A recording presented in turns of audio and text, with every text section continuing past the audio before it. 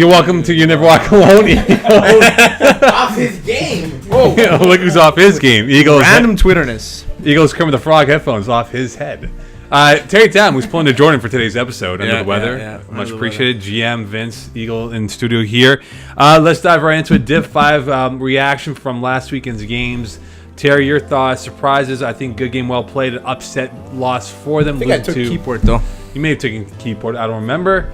But wasn't in Vegas. Wasn't in Vegas. No, he was in Vegas for the week 10 game. Yeah. But no, he was in Vegas this past weekend. And he didn't go? He skipped it? He came to the game. He was there. Good job. Anyway, good game, well played. Upset to victory for a Keyport lock over them. Yeah. Any other games that caught your attention that you're like, wow, I can't believe this happened? Not that I can't believe it. I'm a little surprised that the U were able to upset Black Shirts. Black Shirts are a team that had a nice run going. The U are a lot more athletic than the Black Shirts are. So, I mean, overall, I'm not really surprised. I'm just a little shocked that Black Shirts are bounced this early. I'm not surprised about Black Shirts. No? You played a good game. JYD pulling up a dud, 6 points. Not so much of a dud. Dud would be 0. I'm not really surprised, though. No? No. You're not? No. I'm just upset. Is more. I know, because it's your boys. Yeah, I like those guys. Disappointed. Old Guns winning 13-12 over KGP Light. KGP Light keeping it close. Thriller. We both took KGP Light. Yeah, great game. Thriller. So let's see what happens next guys. round. Old Guns. Night cool for that game. Okay, let's dive into the Goats. And Goats losing. I told you I was never a huge fan of Goats. No. But Goats losing to Speed Demons 30-13. Speed Demons slowing down the game to get the ball away from JPMO. I like that. I like that style. Playing keep away, I see. Keep away indeed. Let's dive into the games here. Max Carter Sphinx. Last meeting between these two teams, which was game of the week, by the way. 25-15 victory by Sphinx. Julien Laporte had an INT pick six, pardon me. Outscored 25-6 in the second half. Only a few times this year Sphinx has scored 30-plus points. Yeah. Who do you trust more at QB? Y.N.W.A or Gianfranco Ronaldo? I trust... I think there's a handful of quarterbacks that I trust less than I do Gianfranco Ronaldo in this division. So I'm going Y.N.W.A. By the way, they have the team. That's amazing, man. They misspelled my name. So it's with an I, right? It's not an E? Yeah. Sorry. Which Division 5 personality is more likely to use their entire first name? Mosin, that's you, or Eleftherios, that's me? Eleftherios. We get back on track. Yeah, let's go. Random Twitter is messing us up here. Big Cap was going to get us, guys. Okay, look, I know Gianfranco's having a team meeting tonight with his guys. Yes. That's a fact. They're watching that game of the week. Now, will information. that change anything for them in this matchup? It does change because in that game, they barely used Brian Mongeau. So maybe they realize, hey, give the ball to Brian. Maybe it'll change something. Sphinx, 21 INTs. Is that the defense? Defense the X factor this matchup? I think so. I think the rush is getting Gianfranco off his game.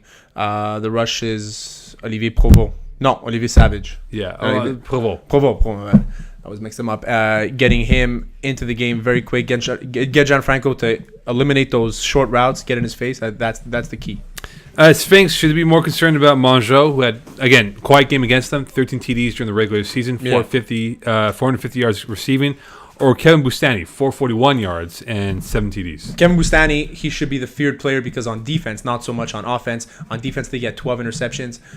Overall, he's probably one of the better defensive players in this division. Will Gianfranco Ronaldo choke this game away? Yes. He's notorious. Eagle? Well, I don't think he's going to choke. I just think that Sphinx are going to win. In the last game, Ronaldo was throwing goes to the wide receivers and one-on-ones with the cornerbacks. Will he do it again? I think so. I think so because he likes to use what worked once, and then it doesn't work, and it doesn't work, and it doesn't work. You think he chokes? Eagle, does he choke this weekend? Or are Sphinx too much? Are they too good of a team to lose to a Gianfranco Ronaldo run offense? Honestly, what you have to do against Gianfranco is take away the first read, because the next thing that happens is he stares the rusher in the face and tries to buy time on a broken play. Which is why Olivier comes into play. So if he can run routes, and he's terrible at reading man, by the way. So if he can basically throw. I love it's the easiest thing to read. If he can find matchups that he likes and just keep exploiting it all game and they don't adjust for it, they can basically just drive and win the game. But the moment he starts getting flustered, it's over. Word. Gators Speed Demons, no meeting during the season. Gators started off 5-0, finished 3-2. Yeah. Speed Demons, 3 times they scored 30-plus points. However, 5 teams have been held to less than 20 points by that Demons defense. Are they an underrated group of defensive players? Speed Demons? Yes. Yes, but they're also a team that can put up a dud. I'm curious to see this game. This is probably my favorite game to watch Gators, they're a hype team. They were off for 3 weeks, and it was something that they had spoken about. They were very vocal about it, that they were going to be off for 3 weeks. They come out now. They have a game coming. Let's see if they come out cold against a Speed Demons team who just played a very good game. Overall, I don't know. I think I'm going to take Gators on this one for sure. We'll go later with the picks. Sorry. Games, show's over. Sorry. Better QB at this point, Brian Nguyen or Steve Sander? I'm going to go Sander. Just overall productivity. Alex Lewis, he's a fantastic defender. Do we see him lining up with the Latin hustle, Eddie Martinez? He burns him. Eddie Martinez will take Alex all day. Really? Yeah, you think 100%. So? Alex Lewis is a decent defender. He is not good enough to cover Eddie Martinez one-on-one. So speaking of Eddie Martinez, 18 TDs for the season. The rest of the Gators receiving core, 22 TDs. So you know what to do. Well, obviously, right? But who needs to step up then if Eddie Martinez is held in check? It's tough to say because their offense is solely based on them. I'm looking at those under routes to throw the center, things like that. But Steve Sander he's also very smart. He knows the game very well. To say that he's not going to be able to distribute the ball is, I'd say, false for now. Just that it's been working to throw to Eddie doesn't mean it's not going to work to not throw to Eddie. One turnover be the difference? Yes or no? Yes, absolutely. The refs, Jays. No meeting between these two teams. Jays defeated Junkyard Dogs 37-6. Here's a key stat though: the refs' victories this year have come against non-playoff teams or teams that were eliminated in the first round of the playoffs. Sure. In your mind, is this a concern now facing tougher competition in the second round? Yeah, absolutely. I mean, especially if all your wins are coming against non-playoff teams, guys that you're not going to play when you need when the time counts, right? The Jays, Hyman Long, the Chad Pennington of the league, as you like to call him, yeah. Even though Chad Pennington never had a playoff win, I don't think he ever did. Divisional crown. But he never had a playoff win, and Jays and Hyman Long just had a playoff win. So we got to find another comparison. Maybe a Cordell Stewart. Maybe. Yes. Overall, I don't know. I think that it's going to be tough for the refs playing against the Jays, but I do see them coming off the win. They're a very feisty team. How important is this run for Hyman Long? It's very important, especially this game. This game can really give them a nice momentum going in. This game against the refs, because they're, like I said, they're feisty, they're tough, they're well organized, they're close. They're a close group of guys. Overall, I don't know. I just think that Hyman Long really has to step up his game and not force anything. Is George Rhoda the biggest concern for the Jays, concerning again what he does? No, I don't think so. I think that overall, it's this game is on Hyman's back. If Hyman if he doesn't blow the game with inaccurate passes and forcing it, then they'll be fine. The refs have been notorious for blowing up within themselves. Mm-hmm. Guarantee it'll happen this weekend? I think it will. I don't think you know what, it might happen because the Jays are a frustrating team to play against because they don't look very, very threatening, if you know what I mean. Yeah. So the fact that you can come into this game thinking that, okay, we're going to watch these guys, and then they just start playing their game and it works, and then you get frustrated because you know the little things they're doing well, and then you can't fix it, and then you're already in the last half of the second half. They use sophisticated torture methods to really inflict pain. Tomahawk Jager Bombs. Tomahawk defeated Jager Bombs 43-13. Olivier Savage 3 TDs. Jager Bombs surprised DG Goons 32-28. Mm-hmm. The Bombs are on a 5-game winning streak. Tomahawk, they're 2-3 when games are decided by 4 points or less. Tomahawk beat them by 30 points.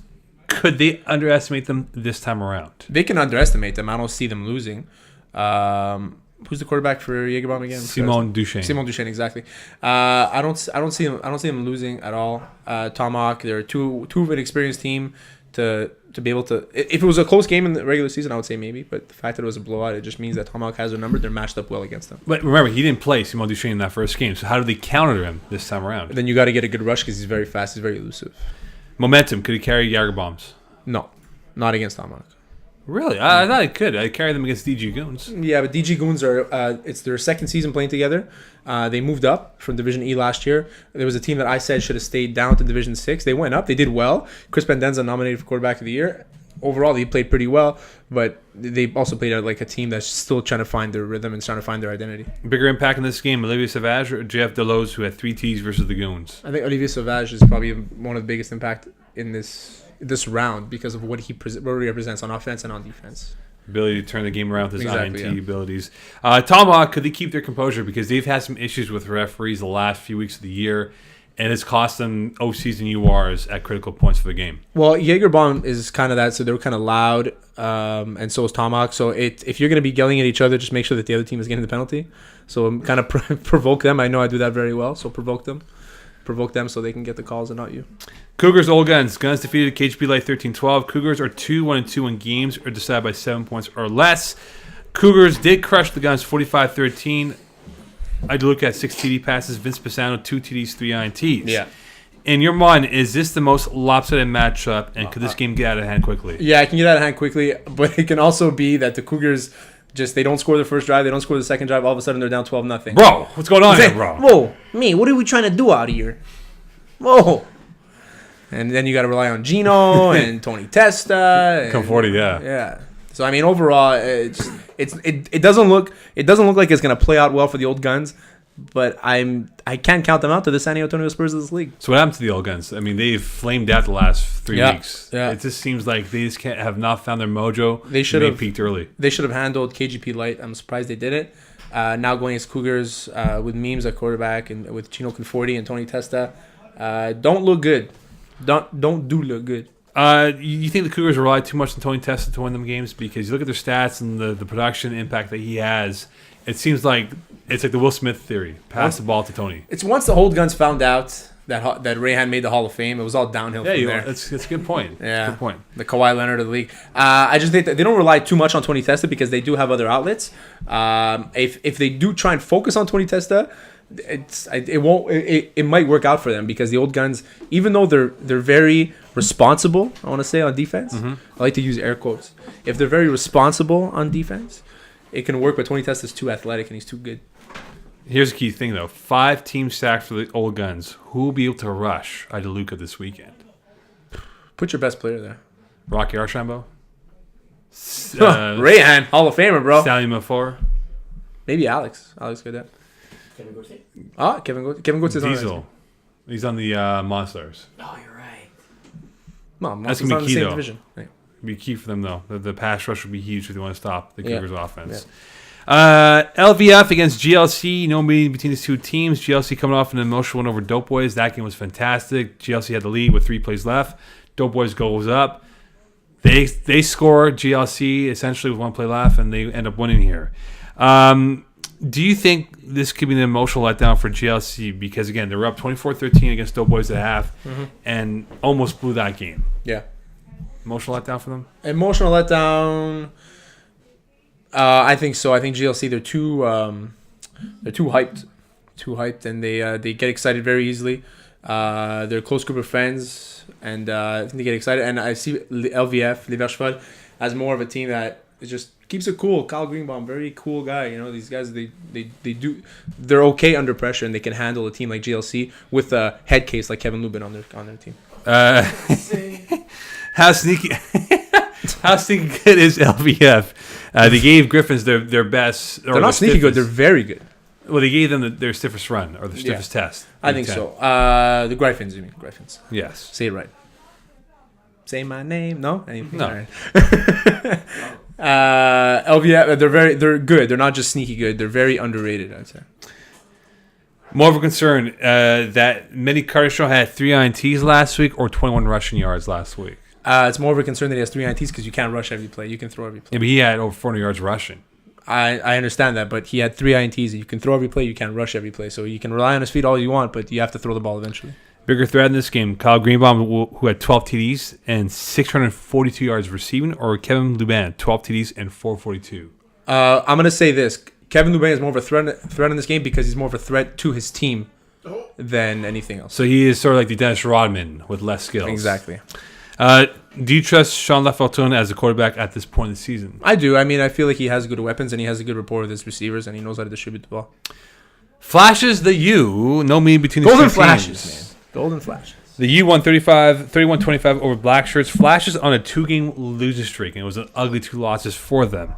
In your mind, quarterback position for the U, should they go 50-50 with Shaking Big Shaq Lattimore and Mr. White at quarterback? Well, he had 2 rushes for 47 yards last game, which is nuts. Well, one was a big run. Well, one was a big one. Yeah. He was literally at the 1-yard line. He ran it. And he didn't score?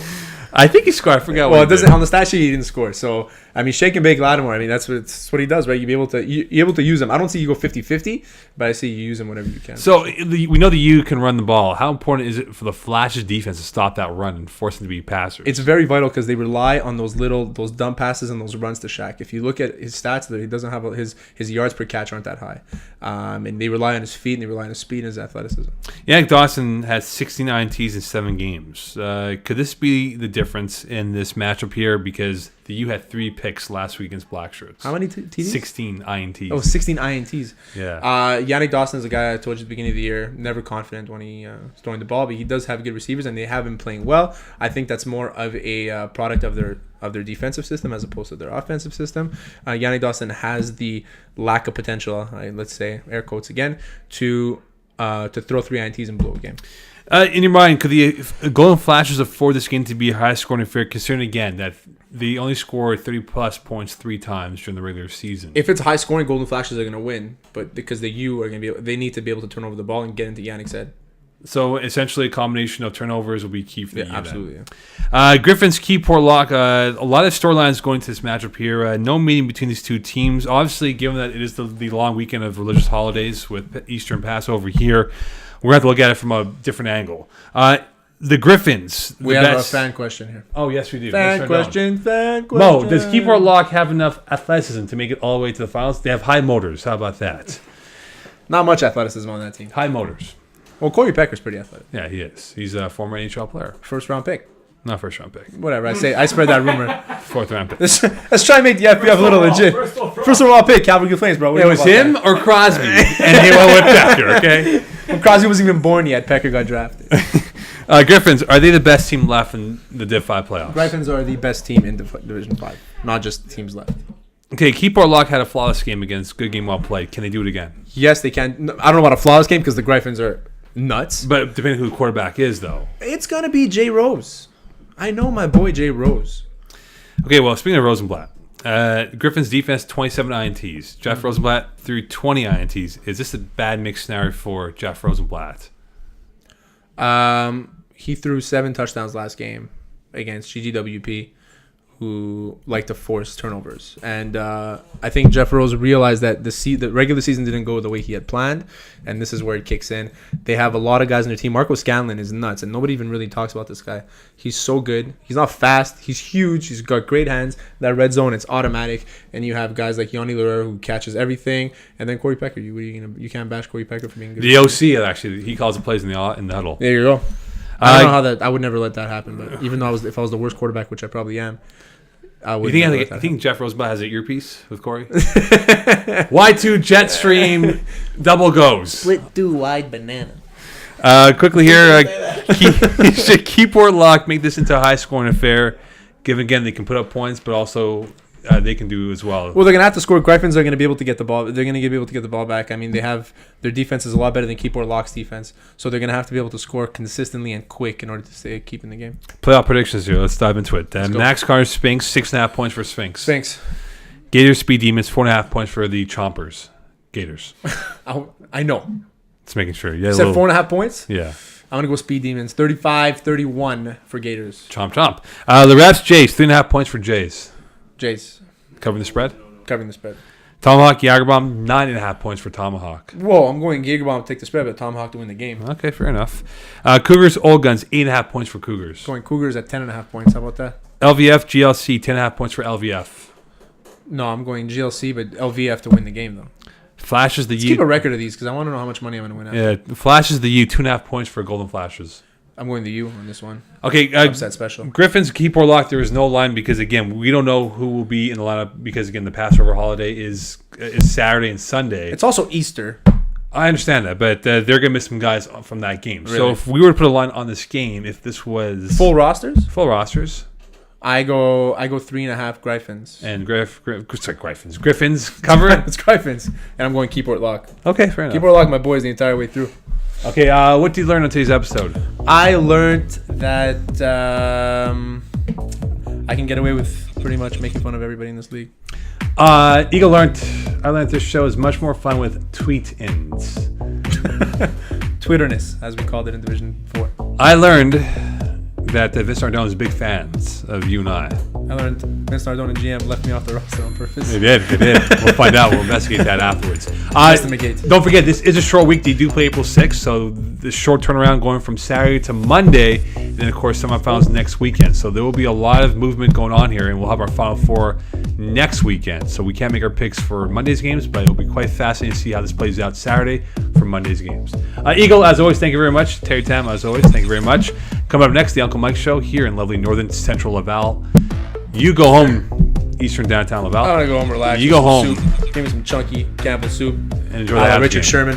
Uncle Mike Show come up next. GM and Vince, hour from now. Stay tuned. Good morning, London.